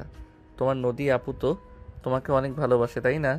তুমি দরকার হইলে তোমার নদী আপুর সাথে থাকবে। যে তোমাকে ভালোবাসবে, সম্মান করবে, তাকে তুমি ভালোবাসবে, সম্মান করবে। যে তোমাকে অবহেলা করবে, তাকে তুমি পাত্তা দিবে না। দরকার হইলে ওই স্থান থেকে সরে যাবে, তাও নিজের ক্ষতি করবে না কখনো। বুঝতে পারছো? আয়নের কথা শুনে আয়েশা বলে, ওই ছেলেটার জন্য কষ্ট হচ্ছে। আমি তো আমার আম্মুকে ছেড়ে থাকতে পারি না।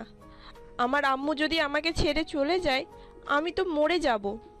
আয়ন কিছু বলবে, তখনই তুলির আব্বু বলে ওঠে, কে তুমি? এই কাহিনী কিভাবে জানলে তুমি? কে তুমি? দুজন অস্থির হয়ে যেতে লাগলো। নদী চোখের পানি মুছে বলে, তোমরা এভাবে রিয়াক্ট কেন করছো? এইটা তো গল্প। যাই বলো আয়ান, গল্পটা শুনে ওই বাচ্চাটা আর ওর মায়ের জন্য খারাপ লাগলো। আসলে আমরা মানুষরা ভালো না, তৃতীয় লিঙ্গদের দেখলে ছি ছি করি। ওদের ভালোবাসলে কিন্তু ওরা স্বাধীনভাবে বাঁচতে পারবে। আমার চিন্তা ভাবনা আছে তৃতীয় লিঙ্গদের জন্য কিছু একটা করার। তুমি তুমি তুলি তোতলাতে লাগলো। আয়ন হাই তুলতে তুলতে বলে। সবাই দেখি গল্প পড়ে থ হয়ে গেছেন।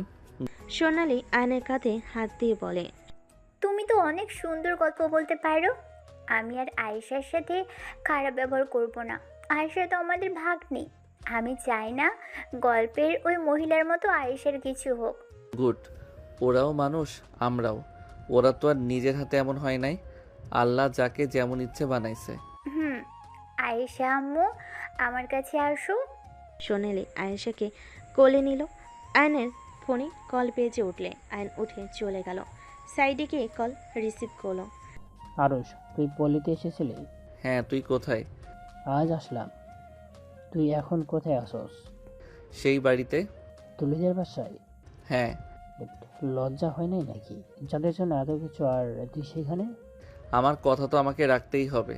আমি তো কথা দিয়েছি ওদের এই বাড়ি থেকে বের করব। তুলি যে কি জিনিস ছোটবেলায় তো বুঝেই গিয়েছিলাম। ওরা যদি বুঝতে পারে তোকে মেরে ফেলবে আয়ান। চৌধুরী বাড়ির ছেলের গায়ে হাত দেওয়ার সাহস ওদের হবে না। আমার আব্বুকে দেখে ওরা ভয় পায়। তারপরও সাবধানে থাকিস। আর সকালে আসবি নাকি? তোর সাথে অনেক বছর ধরে দেখা হয় না। রাফি ভাইয়ের সাথে দেখা করা লাগতো। দেখা করে আয়। যাব। আগে তোর সাথে দেখা করে নিই। আর শোন, আমি যে কোম্পানিতে জব করি এইখান থেকে যদি নদী ম্যাডামদের সাথে না ডিল করি ওনারা পথে বসে যাবে। নদী ম্যামকে জানি। আমার স্ত্রী। আচ্ছা ভাই, তোর সাথে সকালে দেখা করব। রাকিবকে কিছু বলার সুযোগ না দিয়ে আয়ন ফোন কেটে দিয়ে চলে গেল। আয়ন নদীর পাশে বসে থাকলো। সাথী চা এগিয়ে দিল। আয়ন সাথীকে বলে ওঠে, কি ব্যাপার সাথী, তুমি সবসময় কাজ করো, এখন তো এই বাড়িতে সবাই এসে গেছে, তারা কোনো কাজ না করে পায়ের উপরে পা তুলে খায় কেন? আয়ান, কিছু মনে করো না। আমাদের বাসার ব্যাপারে তুমি কথা না বললে খুশি হব। তুমি এই বাড়ির অতিথি, তোমার যা লাগবে বলবে, সাথে সাথে হাজির হয়ে যাবে। আপনার জীবন লাগবে মানে? সরি, মজা করছি। আপনি বলেন, যা চাইবো তাই পাইবো, তাই বললাম। আয়নের কথায় সবাই হেসে দিল, শুধু তুলি আর তুলির আব্বু বাদে। তুলি ওর আব্বুর হাত ধরল। তুলির আব্বু তুলির দিকে তাকিয়ে আবার আয়নের দিকে তাকালো। আয়ন বলে ওঠে, এভাবে বোরিংভাবে বসে থাকতে কি মজা লাগে নাকি? দূর থাকেন, আমি রুমে যাই, আমার ঘুম পাচ্ছে। আয়নের কথা শুনে আয়েশা বলে ওঠে, ভাইয়া আমিও যাব তোমার সাথে, ঘুমাবো। আয়ন আয়েশাকে বলে, ভাইয়ের সাথে ঘুমাতে হবে না, তুমি আমার সাথে ঘুমাও। ওদের কথা শুনে আয়েশা আর কিছু বলল না। আয়ন নিচে চলে গেল। আয়ন ভিলেন মার্কা হাসি দিয়ে ভাবতে লাগলো, হাত পা কাঁপছে, কেবল তো শুরু মিস্টার খান সাহেব। আমি আমার মায়ের প্রতিশোধ নেওয়ার জন্য আজ এত দূর এসেছি, তোমাদের তো আমি সুখে থাকতে দিব না। আয়ন রুমে চলে গেল। রুমে গিয়ে খাটের উপরে শুয়ে পড়ল। এইদিকে সোনালি বলে ওঠে, আমি আয়নকে খেতে দিয়ে আসি, ওই তো ঘুমিয়ে যাবে না খেয়ে। তোকে যেতে হবে না ভুয়া, তুমি যাও, ওকে খাবার দিয়ে দাও। আমি যাই, ও তো আমাদের কাজ করতে বলল, আর আব্বুও তো বলেছে ওর কথা শুনতে। সোনালি চলে গেল। নদীর মেজাজ খারাপ হইল। নদীর সাথীকে ইশারা করলে সাথী চলে গেল। সোনালি খাবার নিয়ে আয়নের রুমে গেলে দেখে আয়ন গেমস খেলছে। সোনালি বলে ওঠে, তুমি তো দেখি এখনো বাচ্চা। সোনালির কথা শুনে আয়ন উঠে পড়ল। আয়ন বলে ওঠে, তুমি এখানে কি করো? খাবার খেয়ে নাও। রেখে যাও। এখন খাও, ঠান্ডা হয়ে গেলে আর খেতে ভালো লাগবে না। তুই যাও তো, আমি পরে খেয়ে নিব। সোনালি খাবারের প্লেট রেখে আয়নের হাত থেকে ফোন কেড়ে নিয়ে বলল, এখন খাও। আমার ফোন দাও। আয়ন সোনালির সাথে পাড়াপাড়ি করে ফোন নেওয়ার চেষ্টা করতে লাগলো। নদী এসে এই অবস্থা দেখে বলে ওঠে, হচ্ছেটা কি? নদীর কণ্ঠ শুনে দুজন চমকে ওঠে। নদীর কণ্ঠ শুনে দুজন চমকে উঠে। সোনালি তাড়াতাড়ি করে সরে গেল আয়নের উপর থেকে। সোনালির মাথা নিচের দিক করে বলে, আসলে ফুপি, এই মেয়েটা একদম বেয়াদব, বলছি পরে খাবো, জোর করে আমার ফোন কেড়ে নিয়ে আমাকে খাওয়াতে এসেছে। ফালতু মাইয়া একটা, আজ থেকে আমাকে বাপ বলে ডাকবি, লজ্জা কোথাকার। আয়ান এসব কি বলো? বের হ এই রুম থেকে। আমি? সোনালি বের হ এই রুম থেকে, তোকে যেন এই রুমে আমি আর না দেখি। ফুপি, তুমি ওই ছেলের জন্য আমার সাথে এমন করলে? বের হয়ে যেতে বলছি না তোকে, বের হ। সোনালি কান্না করতে করতে দৌড়ে চলে গেল। নদী নিচের রুমে চলে গেল। আয়ন দৌড়ে নদীর রুমে গেল। নদী আয়নকে দেখে বলে, আমার রুমে কি? আয়ন নদীর পাশে বসে জড়িয়ে ধরে বলে, আই লাভ ইউ বউ। ছাড় আয়ান। বউ, তোমাকে ছাড়া ঘুম ধরবে না। বউ, রাতে দরজা খুলে রেখো। আমি তোমার সাথে বেশি দুষ্টামি করব না, একটু জড়িয়ে ধরে ঘুমাবো।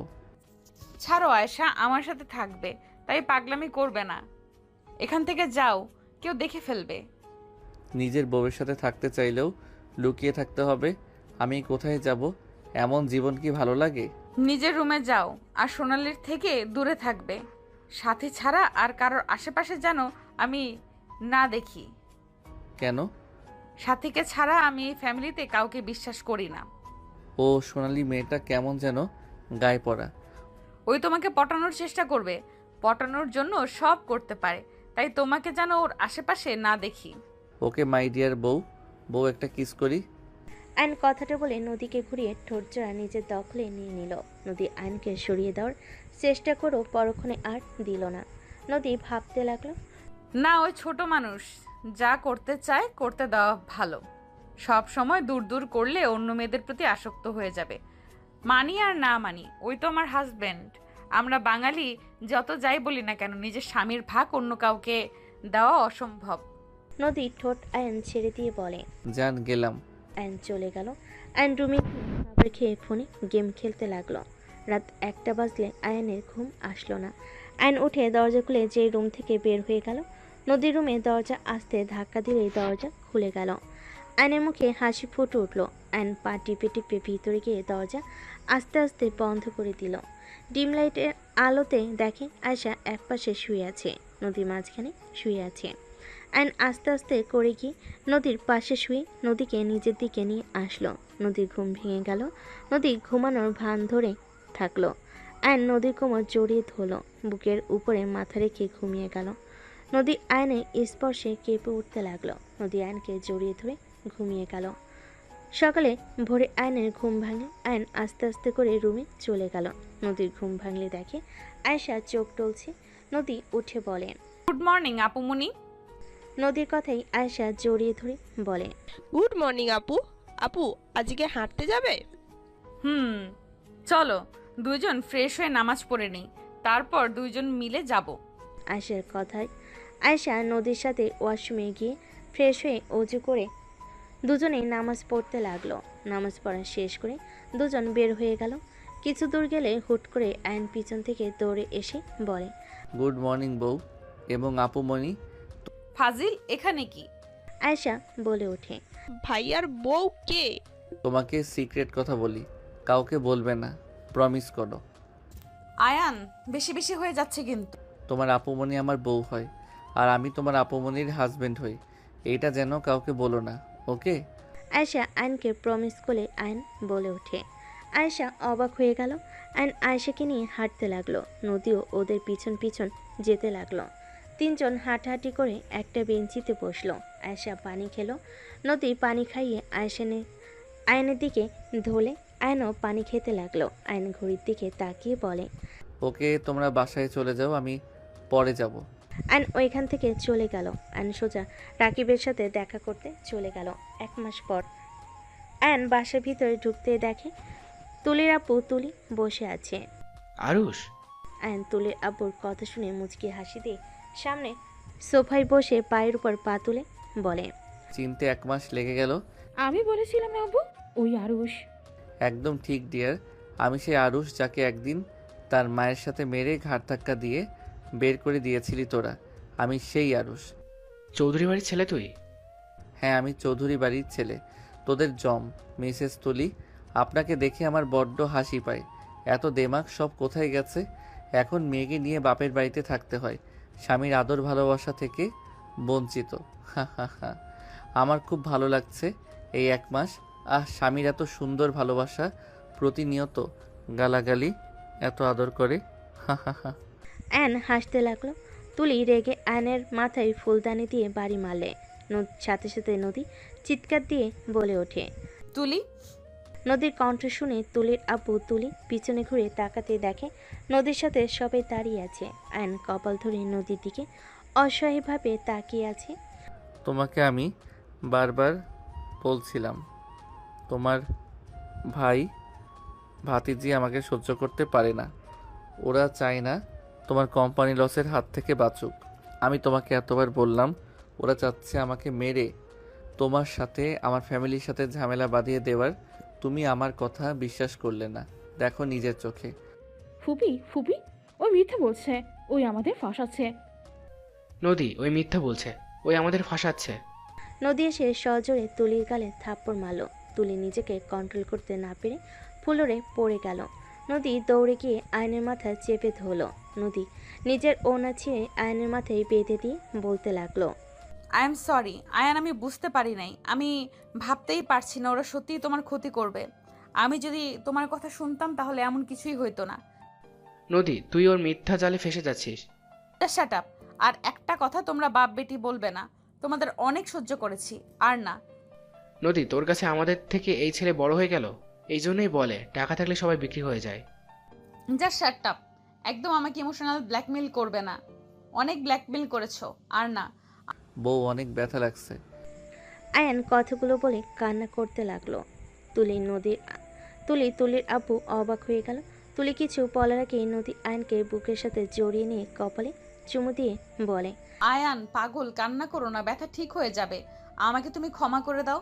আমি তোমার কথাগুলো বিশ্বাস করি নাই। আর যদি না আসতাম তাহলে ওরা সত্যি তোমাকে মেরে ফেলতো। বউ জানো, ওরা আমাকে বলছিল আমি যদি আব্বুকে বলে তোমাদের কোম্পানির সাথে শেয়ারে কাজ করতে না করি তাহলে ওরা দুজন আমাকে মেরে ফেলবে।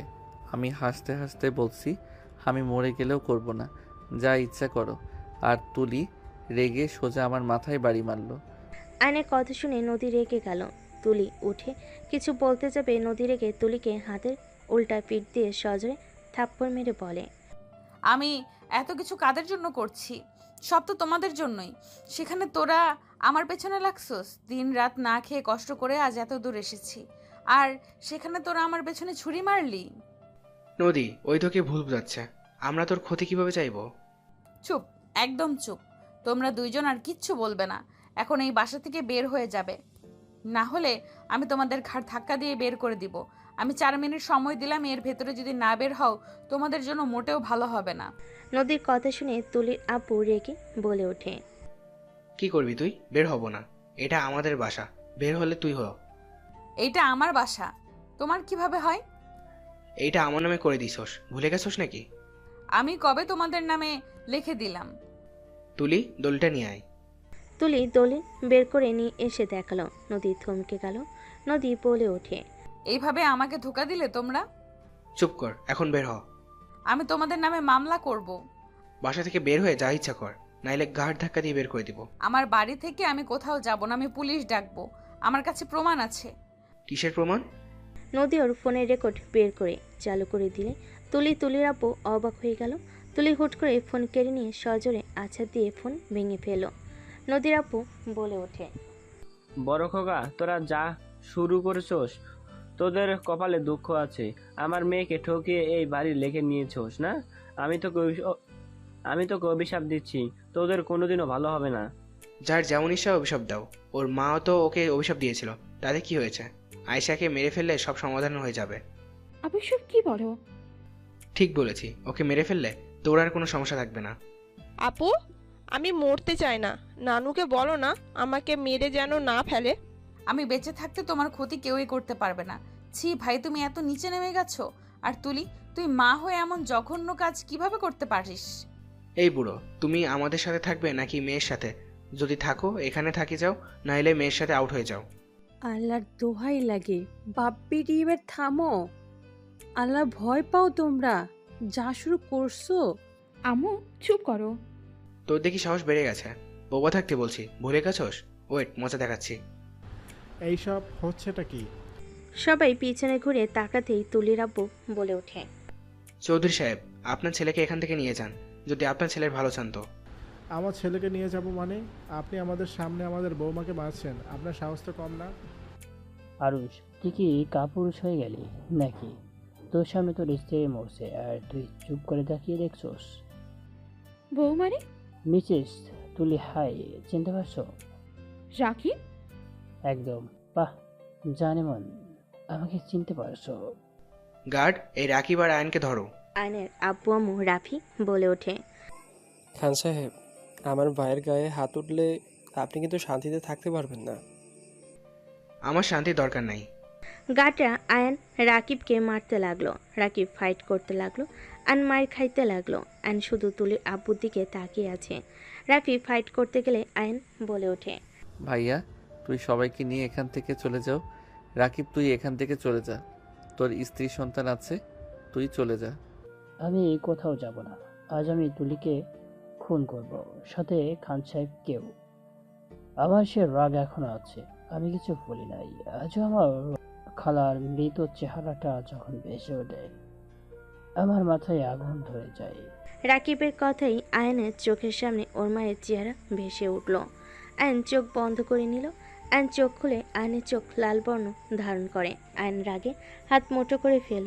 আয়ন দৌড়ে গিয়ে এক এক করে গার্ডদের মেরে ফেলে দিল। আয়নের মারপিট দেখে তুলির আপু তুলি ভয় পেয়ে গেল। আয়েশাকে নদী উপরে পাঠিয়ে দিল। তুলির আপু পিছন থেকে আয়নের পিঠে চাকু বসিয়ে দিল। নদী জোরে চিৎকার দিলে আয়ন পিছনের দিকে তাকিয়ে তুলির আব্বুকে সজোরে লাথি মারল। ফ্লোরে পড়ে গেল।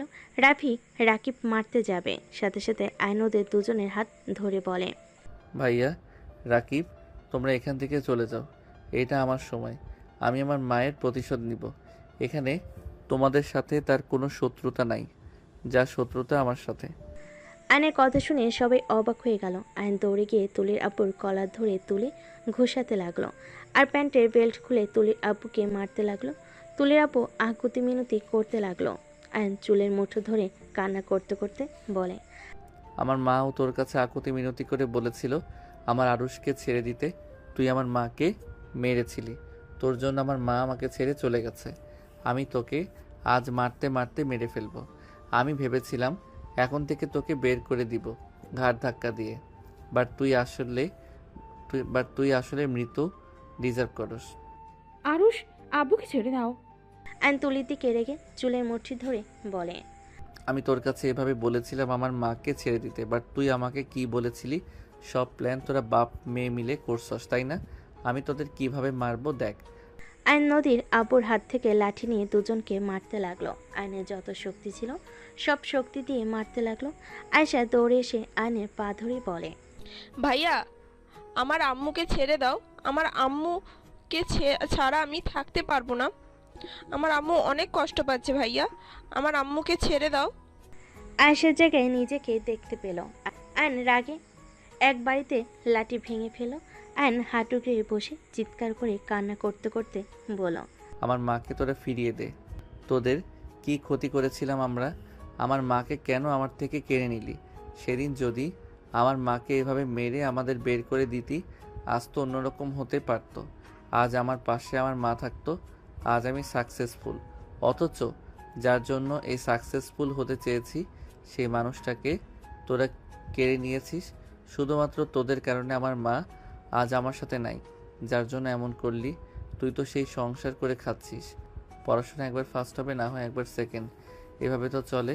তুই সেকেন্ড হয়েছিস, ভালো করে পড়ে ফার্স্ট হইতে পারতি, কিন্তু তুই তো আমার দুনিয়াটা অন্ধকার করে দিলি। তুই আমার কষ্ট কিভাবে বুঝবি?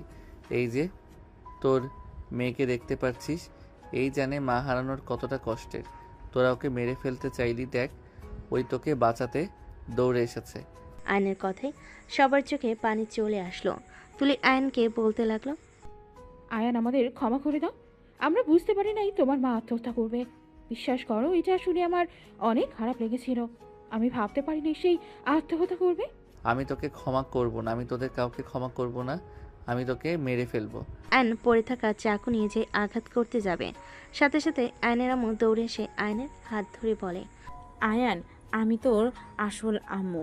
আমি হয়তো তোর পালিত মায়ের মতো হতে পারবো না, কিন্তু আয়ান, আমি 10 দিন 10 মাস পেটে রেখেছি তুই আমার নারী কাটা ধন। তুই আইন নিজের হাতে তুলে নিস না, তোর জীবনের সাথে আরেকটা জীবন নষ্ট হয়ে যাবে। আম্মু, আমি না থাকলে কিছু হবে না। আমি জানি তোমার কষ্ট হবে, কিন্তু তোমার আরেকটা সন্তান আছে আম্মু। তুমি ভাইয়ার মাঝে আমাকে ভাইয়াকে খুঁজে নিও। আমি ওদের খুন না করলে আমি শান্তি পাবো না আম্মু।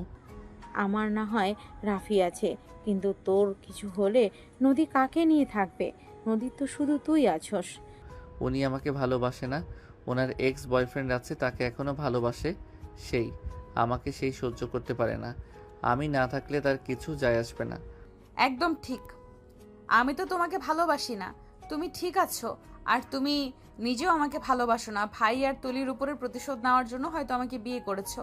আমার ভুল। আমার মতো মানুষকে কেন ভালোবাসবে? নদী আর কিছু বলার আগেই আয়ন তুলি নদীর আব্বুকে সোজা চাকু দিয়ে একসাথে ফ্যাস করে দিল। আয়েশা অজ্ঞান হয়ে গেল। রাফি বলে ওঠে, ভাই এটা কি করলি? আমি তো আগে পুলিশের কাছে খবর দিয়ে রেখেছিলাম, ওরা তো এসে পড়বে। ভাই তুই এখান থেকে পালা। কোথাও যাব না, ওদের ধাপাতে দেখতে ভালো লাগছে। রাফি নদীর আব্বু বলে ওঠে, হায় হায় আয়ান, এইটা কি করলে? আমার সন্তান, আমার নাতনি। এই তোরা আমার নাতনিকে বাঁচা। সবাই দৌড়ে এসে তুলির আব্বুকে ধরে নিয়ে যেতে লাগলো। পুলিশ আসলে আয়ন বলে ওঠে, আমি ওদের খুন করছি। আয়ন পুলিশের হাতে ধরা দিল। আয়নের আম্মু কান্না করতে করতে পুলিশের সামনে গিয়ে বলতে লাগলো, আমি খুন করছি, আমার ছেলে মিথ্যা বলছে, আমাকে নিয়ে যান, আমার ছেলে নির্দোষ। আয়নের আম্মু বারবার পুলিশকে বাধা দিতে লাগলো। আয়ন ওর আম্মুকে কপালে চুমু দিয়ে পুলিশের গাড়িতে উঠে চলে গেল। কয়েকদিন পর আয়নকে কোর্টে তোলা হয়। সবাই এসে হাজির হয়। উকিল আয়নকে জিজ্ঞেস করে, আপনার কিছু বলার আছে নাকি? আয়ন বলে ওঠে, আমার কিছু বলার নাই। আমি তাদের হত্যা করতে চেয়েছি, ভাগ্যক্রমে বেঁচে গেছে। কাজের লোক গার্ড যা বলছে সব সত্যি। আমি ওদের মেরেছি, খুন করার চেষ্টা করছি, এইটা বলতে আমার কোনো সমস্যা নাই। আমি অনেক খুশি ওদের জন্মের ভয় দেখাতে পেরেছি, আর বেঁচে গেছে। এতে আরও খুশি, ওরা তিলে তিলে মরবে।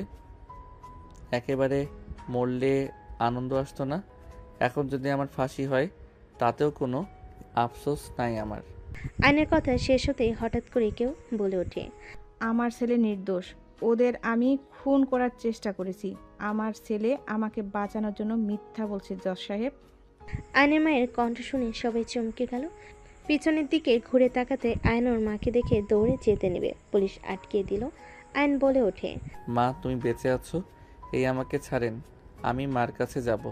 আয়ন ছোটার চেষ্টা করতে লাগলো। পুলিশ আয়নকে ধরে রাখতে লাগলো। তুলির আব্বু তুলি উঠে দাঁড়িয়ে উকিলের কাছে ডেকে কিছু বলতে লাগলো। তুলির আব্বুকে কথা বলার অনুমতি দিতে লাগলো। তুলির আব্বু বলে ওঠে, জজ সাহেব, আয়ন নির্দোষ। ওই আমাদের খুন করতে চায় নাই, আমরা ওকে ফাঁসিয়েছিলাম। সব দোষ আমার, আয়ন কিছু করে নাই। জজ সাহেব ওকে ছেড়ে দেন, আমি আমার বোনের সাথে বেইমানি করেছি।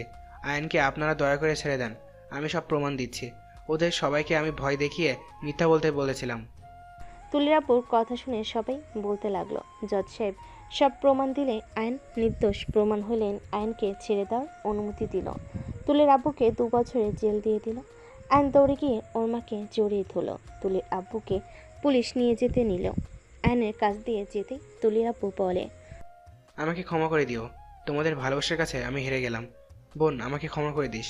তুলির আব্বুকে টেনে নিয়ে গেল। আয়ন ওর মাকে বলতে লাগলো, মা তুমি এতদিন কোথায় ছিলে? তুমি বেঁচে আছো তাহলে আগে কেন আমার সাথে দেখা করলে না? মা আমার সামনে কেন আসো নাই? মা আমি জানতাম তুমি আমার সাথে আছো, কিন্তু তোমাকে দেখতে পেতাম না।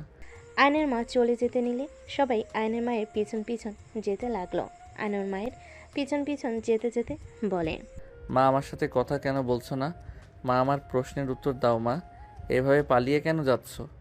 আয়ন দৌড়ে গিয়ে ধরে ফেলো। আয়ন নিজের দিকে ঘোরালে। আয়নের আম্মু বলে, আয়ান তোমাকে অনেক ভালোবাসে, তুমি ওকে বাঁচাতে আসলে সেখানে, তুমি এখন এভাবে পালিয়ে যাচ্ছ কেন?